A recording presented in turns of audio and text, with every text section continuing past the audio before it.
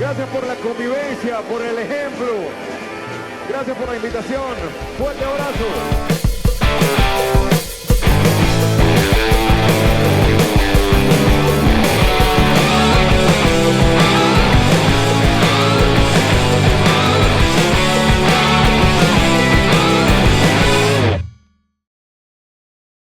Creo que en esa época, hablo desde mi experiencia, aquí llegaban personas que viajaban al exterior y llegaban con LPs y uno podía de alguna forma permearse un poco más de lo que se estaba produciendo allá, digamos en el rock anglo, ¿no? que ha influenciado tanto aquí en Latinoamérica. Siento que para ese momento, así Pereira sea una ciudad liberal en muchas cosas en comparación, no sé, de pronto de Manizales o Pereira, es una ciudad pequeña también, muy conservadora, y el empezar a ver como esa estética en la ciudad, creo que era muy ruidoso, generaba mucho ruido.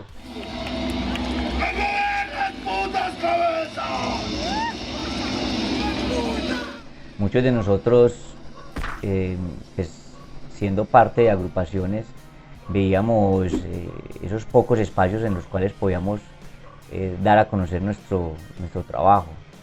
Yo creo que acá muchas de las agrupaciones que en ese entonces estábamos vigentes, no veíamos, digamos, que vernos en una tarima grande. En esa época, digamos que en el eje cafetero todavía no había mucho rock, pero Medellín era la ciudad, digamos, la ciudad cuna del rock colombiano. Allá estaba, digamos, el epicentro de ese rock que se estaba dando. Entonces estaba Kraken, luego salió Cronos de Cali. Bueno, Cronos no, era Caos, se llamaba Grupo Caos, que nosotros los veíamos a ellos cantando a Fresquet y otros músicos, no habían llegado los de Cronos, y eso nos inspiró mucho. Aquí, estando en el colegio, recuerdo que había muchas agrupaciones se generaban desde los mismos colegios, ¿no? Las agrupaciones que aquí en esa época tocaban eran agrupaciones creadas allí, con los compañeros de colegio, pero algunas de mucho nivel, otras que trascendieron y que hoy por hoy hay muchos músicos que se fueron de la ciudad iniciando acá y que han hecho parte de importantes agrupaciones en Colombia y en el exterior. Pereira tenía una escena muy bonita, porque digamos teníamos unos conciertos que se hacían casi que cada 15 días, a veces hubo épocas de cada 8 días en el Coliseo Menor, y eso convocaba a mucha gente, o sea, llenábamos el Coliseo Menor. Pereira era, bajo mi experiencia en los 80, 90, sobre todo, principios de los 90, finales de los 80, principios de los 90, una ciudad por la que tenía que pasar toda banda de metal o de rock aquí en Colombia, ¿cierto? En ese tiempo que era un auge muy grande del metal, ¿no? Todos querían venir a tocar acá porque era una escena muy bonita y la gente era como una magia, la gente se vestía para la ocasión, hacían su fila para entrar, pero las pintas que se veían en esa época eran increíbles.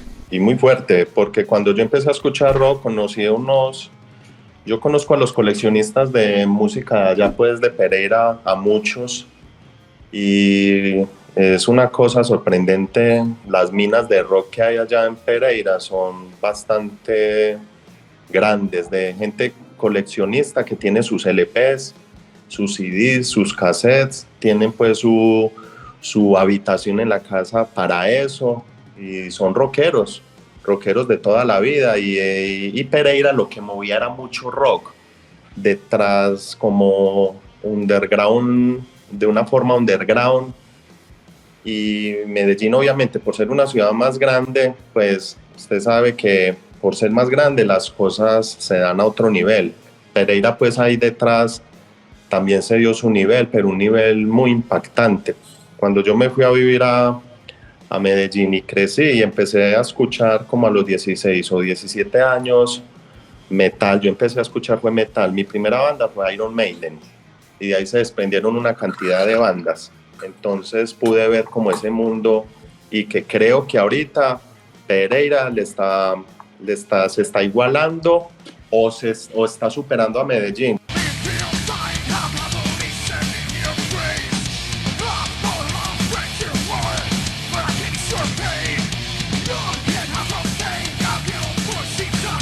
En este momento yo digo que Pereira es una de las cunas del rock o capital del rock, sin desconocer pues que en Armenia hay unos grupos que están haciendo un trabajo impresionante y se despertó en el eje cafetero, no solo en Pereira, en el eje cafetero se despertó ese auge por el rock.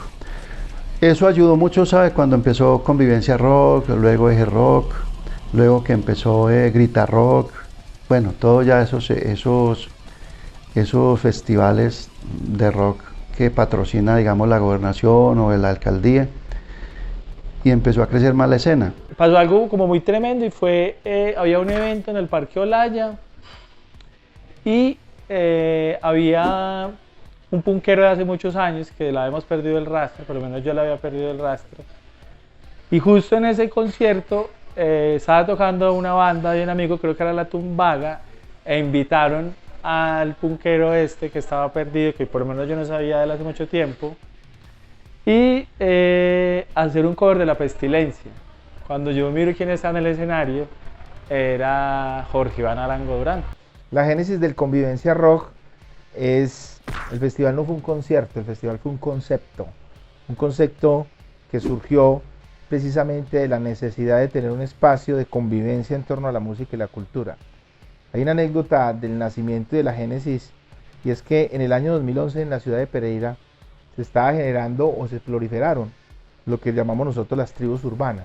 Pero hace muchos años la onda del rock era muy como los metaleros a un lado y los punkis a otro lado, y luego salió como el parche alternativo, y hace años como que se peleaban mucho, como que era el parche de los metaleros, los punkeros no, y este no cabía acá, y hay un resto de rivalidades como de, ¿cómo podríamos decirle? Como de endodiscriminación del parche alternativo. Entonces nació el concepto de un festival que tuvo como nombre Convivencia Rock. Y Convivencia Rock porque hicimos unas encuestas en los colegios de esos chicos y les preguntábamos que cuál era el género que más les gustaba. Y curiosamente el género que más les gustaba en su mayoría era el rock. Pero relacionando el rock con punk, con hardcore, con metal, con pop, lo confundían con rock. Incluso muchos hablaban del rap o el hip hop como parte del rock. Creo que el nombre es un poquito también estratégicamente para validar algo que se necesitaba, y vamos a generar un espacio de convivencia entre diferentes, ¿cómo les llamamos?, tribus urbanas, que convivan un tiempo acá, en el centro de la ciudad, con 3 días de diferencia en convivencia.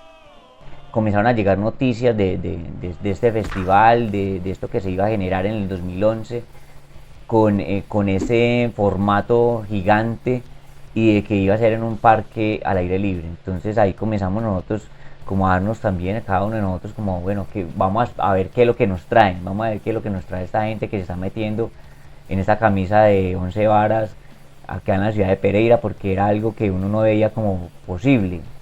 Y eso fue loco.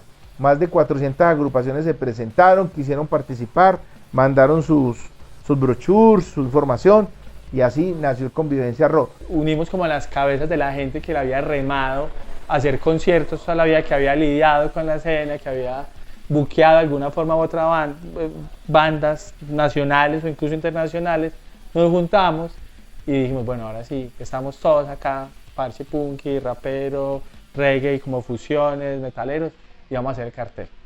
Yo siempre he dicho en eso es que nadie quiere asumir la responsabilidad política de hacer un festival de esos, porque el costo donde algo no salga bien es su vida política. Alguien tiene que firmar por eso. Entonces dice, ¿quién asume la responsabilidad política de eso? Todo el mundo le sacaba el cuerpo hasta que aparece Jorge Iván, que me parece muy teso, de una manera muy titánica en realidad, le pone el pecho a eso. I said, baby, I said, babe, come on, babe, dance with me. I said, when I see your eyes, I know you'll La preparación del Convivencia fue sencilla. Los proyectos se construyen con la gente que sabe, con la gente que conoce, con la gente que no ha tenido la oportunidad. No, los proyectos no son grandes por quien los piensa, los proyectos son grandes por quien se construyen. ¿Quién hacen parte de ese hecho notorio? Pues nosotros en un comienzo nos reunimos el equipo de trabajo, o sea, conseguimos las personas que, digamos así, tenían experiencia en el montaje de eventos o habían trabajado ya hace muchos años. Entonces el director reunió un equipo de trabajo y habíamos, digamos así, unas 10 personas en diferentes áreas: sonido, luces, logística. Había mucho combo del parche de los metaleros de la vieja guardia. Estaba, no sé, Coco, que es Andrés García, Cachama, Ricardo Echeverry, Adrián Holguín, no sé, creo que sí, los que más recuerdo. Era el parche muy metalero, y Jorge Iván y yo. Entonces Jorge Iván Arango pues era el organizador, la cabeza, y él trabajaba en ese momento en la gobernación. Entonces él siempre ha tenido, pues, se ha dedicado siempre como a la parte política. Ha sido pues aspirante a cargos, pues, de elección popular aquí en el departamento. Entonces él sacaba los recursos, digamos, por medio de la gobernación.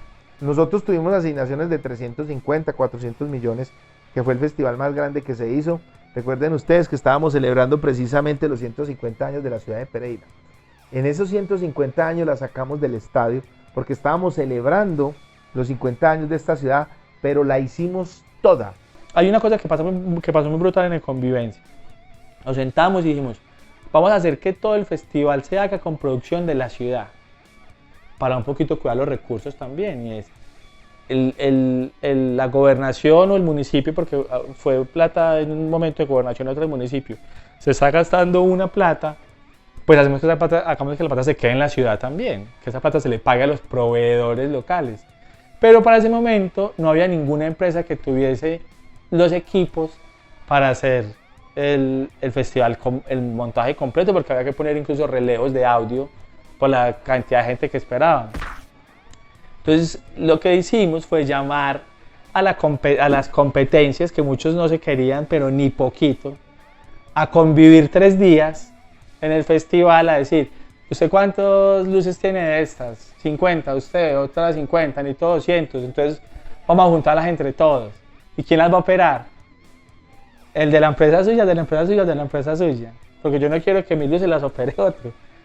Y logramos que todas las empresas de Pereira se unieran y juntaran esfuerzos para hacer el festival, y que la plata se quedara en la ciudad, y no que viniera una empresa bogotana, de Medellín, gigante, con un montaje seguramente muy bueno, a coger la plata y sacársela a la ciudad. Entonces digamos que había una persona que estaba al frente de gestionar los recursos, que era Jorge Iván, y había un grupo, un equipo, socios que sabían del asunto, ¿cierto? Y creo que eso les funcionó, creo que así debe de ser. ¿Sabes qué pasó? Una cosa, que vino el productor técnico de Rock al Parque al festival, que se llama Hugo Espina, que es del Parche Rock Colombia, los que han hecho todos los Rock al Parque, que es muy amigo mío desde hace muchos años, y me da mucha alegría porque el man viene, se da una vuelta con todo yo soy el man de Rock al Parque, y me dice, Alejo, qué festival tan bonito. El talento humano de la producción local se puso al servicio y estuvimos en la vanguardia de los mejores eventos de producción a nivel internacional. Incluso tengo que decirles que en el año 2012, cuando estuve en Rock al Parque compartiendo con los directores de los festivales, vean que la producción, incluso la televisión Telecafé, que en ese momento era una producción regional, la puso toda. Puso precisamente unidad móvil HD, traía alrededor de 35 técnicos, se producían y todo eso lo atendía. Era un super equipo que hizo un evento muy grande por la calidez de su gente. Ese proyecto fue de todos y se construyó con los mejores.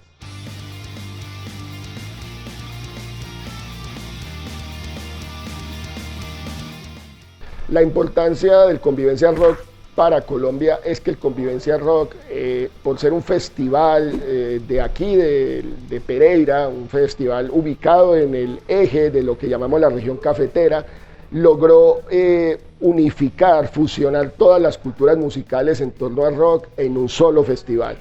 Además, Pereira, siendo lo que llamamos capital del eje, era una ciudad que extrañamente carecía de un evento de esa magnitud que pues recogiera recopilar a todas esas manifestaciones culturales de rock y metal en un solo festival grande, digamos una especie de rock al parque del eje cafetero. ¿Cómo era que Medellín tuviese, por ejemplo, Altavoz, que Bogotá tuviese Rock al Parque, que el propio Manizales tuviese Manizales Gritar Rock y nosotros no tuviésemos nada? Así que el Convivencia Rock fue un grito precisamente de aquí estamos, de que hemos sido históricamente una ciudad rockera, metalera, y pues esta es nuestra manifestación, nuestra expresión hecha festival. Esa ha sido la importancia de Convivencia, visibilizar esas manifestaciones culturales del rock y del metal en un gran festival. A veces la gente dice que es un recurso mal gastado porque si los impactos en últimas no generan tanto para los costos que tiene para la ciudad, pero lo que la gente no dimensiona es que un festival no solo son 3 días de festival, un festival son meses de las bandas ensayando, de toda la industria que se genera alrededor, las salas de ensayo, el alquiler de los amplificadores, el alquiler de los equipos, todo lo que está pasando el resto del año para que el festival se dé, eso dinamiza la economía un resto. Cuando vos demostrás esas transformaciones y aportes a la oferta, incluso, como lo decía ahorita, a la música transversal, a otras ofertas como el turismo, ¿no? A la gastronomía, todo lo que se deriva allí, que es beneficioso para una ciudad, pues es importante que estos eventos no se terminen, ¿cierto? Y que se apoyen. Sirvió también de laboratorio o de fortalecimiento para esa gente que ya venía haciendo producción, que venía haciendo backline, que venía haciendo sonido. Tuvieron un evento donde aprendieron también.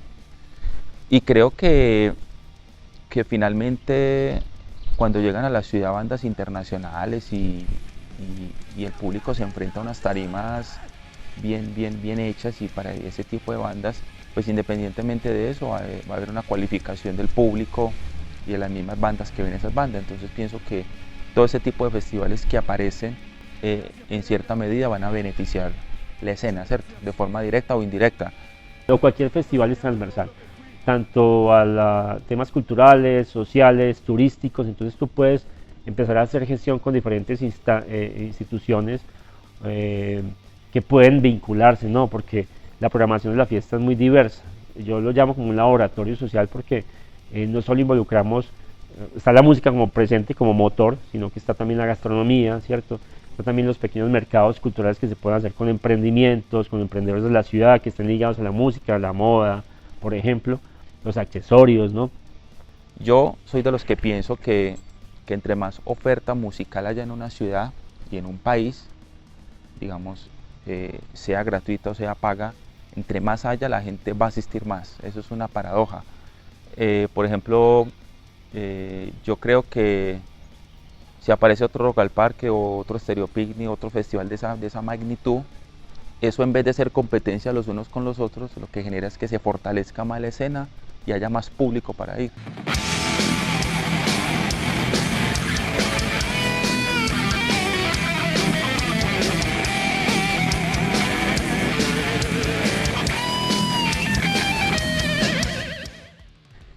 ¿Cuál fue, desde mi punto de vista, el talón de Aquiles o el gran error de ese festival para que finalmente no pudiera seguirse llevando a cabo? Fueron 4 ediciones, además la última edición fue el pico, pues siempre había más público, siempre había mejor cartel, y es que el festival pues nunca buscó desde la cabeza, desde quien lo gestionaba los recursos, nunca buscó una sostenibilidad a largo plazo.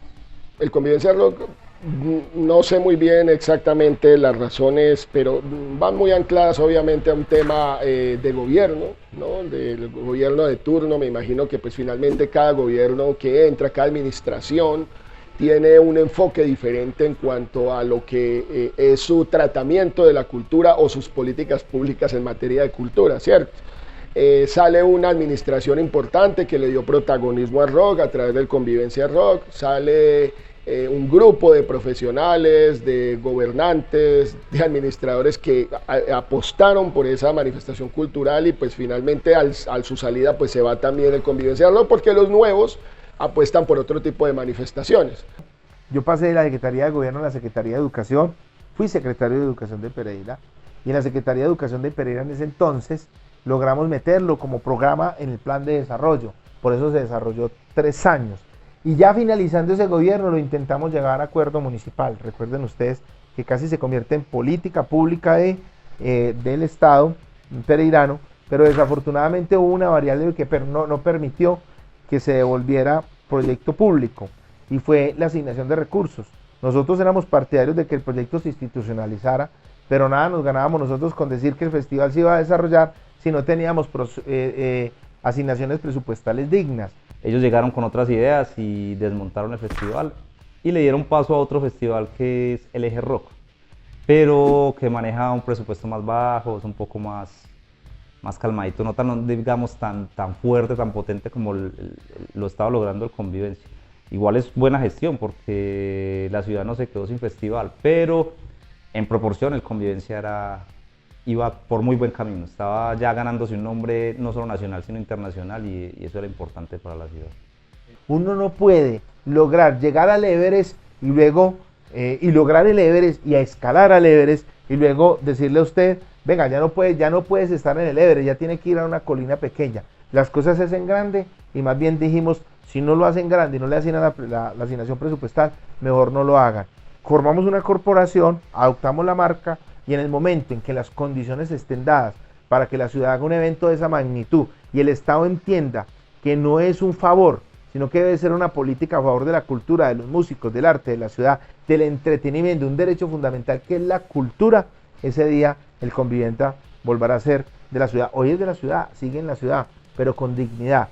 Convivencia algún día volverá a la ciudad de Pereira, cuando se piense en grande y volvamos a hacer de la ciudad lo que es, una ciudad grande en torno al rock. Claro, obviamente. De hecho, es un tema que tocamos regularmente en los ensayos, y como Jorge Iván, el que era organizador, es muy buen amigo, cada que viene él a ensayar con su banda acá, hablamos del tema. Y él me dice que sí, que hay que esperar, de pronto ahora con el cambio de gobierno se puedan gestionar otras cosas y es posible que se pueda volver a realizar, esperemos que sí. Obviamente si me invitan volvería con mi banda sin pensarlo. En el momento en que acá se empezó a dar el Convivencia Rock, le dio pie a jóvenes, a bandas locales, como a poder ejercer pues en sí como la banda. Les dio la oportunidad de poder presentarse, darse a conocer y poder salir como del anonimato, ¿sí? Entonces pienso que les dio eso, como la oportunidad a las promesas locales, y a nosotros como el público pues también como ampliar un poco la cultura, que la gente conociera que el rock no simplemente es como mucha gente lo cataloga, que simplemente es como invocar al diablo y cosas satánicas. No es así. E incluso mucha gente que no tiene pues que ver nada con el tema del rock asistía a este evento y se daban cuenta de que no era pues como lo imaginaban, ¿sí? Es algo más cultural, donde se integran diversas etnias, ¿sí? Porque no solamente en esos eventos hay rock, hay más géneros musicales, entonces todos se congregan y se vuelve un ambiente muy bacano.